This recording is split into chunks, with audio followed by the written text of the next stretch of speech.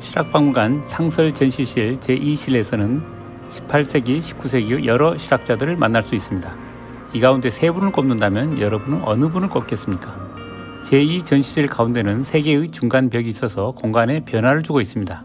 각각 다산초당 열하일기 의산문답이라는 제목을 달고 있습니다. 관련 실학자는 각각 다산 정약용, 연암 박지원, 담원 홍대용입니다. 이번 브리핑에서는 담원 홍대용의 의산문답을 소개하려고 합니다. 의산문답의 의산은 의무려산을 가리킵니다. 의무려산은 중국과 조선의 중간에 있었습니다. 연행, 즉 연경을 다녀오는 사신들이 도중에 바라봤던 산입니다. 중간, 경계에 있다는 점에 유의할 필요가 있습니다. 진리는 중간, 경계에 있다는 사상이 있거든요. 문답은 묻고 답하는 것이죠. 허자가 묻고 시롱이 답하는 허구적 대화의 형식을 빌었습니다. 이런 형식을 빌린 것도 흥미롭습니다.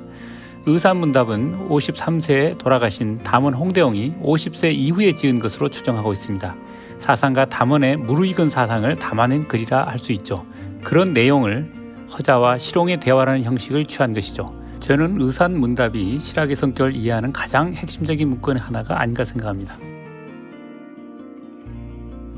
의산문답 이야기는 허자가 의무려산에서 시롱을 만나는 것으로 시작합니다. 동에 살던 허자는 공부를 많이 했는데도 더불어 도를 이야기할 사람이 없어 안타까웠습니다. 중국 연경까지 갔지만 끝내 그런 인물을 만나지 못했습니다. 고향으로 돌아오는 길에 의무려산을 지나게 됩니다. 그곳에 시롱이 살고 있었습니다. 허자는 시롱이 자신이 만나고 싶어하던 그 사람이 아닐까 여기고 가르침을 기대하게 됩니다. 시롱이 허자에게 묻습니다. 그대가 말하는 현자는 어떤 사람인가? 허자가 대답합니다. 주공과 공자의 업적을 숭상하고 정호, 정의, 주자의 말씀을 익히며 바른 학문을 지키고 삿된 학문을 배척하며 어질므로 세상을 구하고 명철보신하는 것이 현자입니다. 유학자, 특히 당시 주자 성리학자들이 추구했던 모범적 인물의 모습이었죠. 이에 대해 시롱이 머리를 쳐들고 웃으며 말했습니다. 선비들이 공자와 주자의 업적은 높이면서도 그 진실은 잊고 그 말씀을 익히면서도 그 뜻은 잃어버렸도다. 이게 무슨 뜻일까요? 가령 공자님을 높이면서도 한 행동은 공자가 경계했던 거짓 군자라든가 주자의 문구를 교조적으로 들이대지만 정작 행동은 그 의미와는 거리가 멀다든가 하는 것이죠. 그 이름의 권위를 빌어 권력과 이익을 쫓을 뿐 그 가르침에 어긋나거나 심지어는 반대되는 행동을 하기도 합니다. 석가의 설법을 외면서 남보다 더 세속적인 욕망을 추구한다든가 예수를 믿으라고 외치면서 증오를 전파한다든가 하는 사례들 말이죠. 비일비재합니다. 시롱의 말을 계속 들어보겠습니다.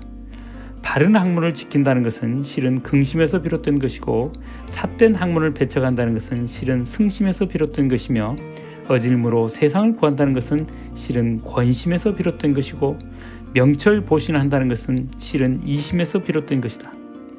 이 네 가지 마음이 서로 맞물려 참된 뜻은 사라지고 천하가 날로 헛됨으로 치닫고 있다. 참뜻을 잃고 헛됨으로 치닫게 하는 네 가지 마음, 긍심, 승심, 권심, 이심, 이 단어를 풀이해보면 긍심은 자랑하는 마음 또는 뻐기려는 마음 또는 자만심이라 할 수 있겠습니다. 승심은 이기려는 마음, 권심은 권세를 얻으려는 마음, 이심은 이익을 탐하는 마음입니다. 여러분은 이 네 가지 마음에 대해서 어떻게 생각하십니까? 한편으론 개인의 자기 발전을 위한 동력이 될 수도 있고 공동체 참여를 높이는 촉진제가 될 수도 있다고 봅니다. 그러나 세상이 어지럽고 시끄러운 배경을 보면 이런 네 가지 마음이 작용한 경우가 많습니다. 날카롭고 뼈아픈 지적 아닌가요? 시롱의 질타는 반면교사로서 실심과 실학의 길을 제시하고 있습니다.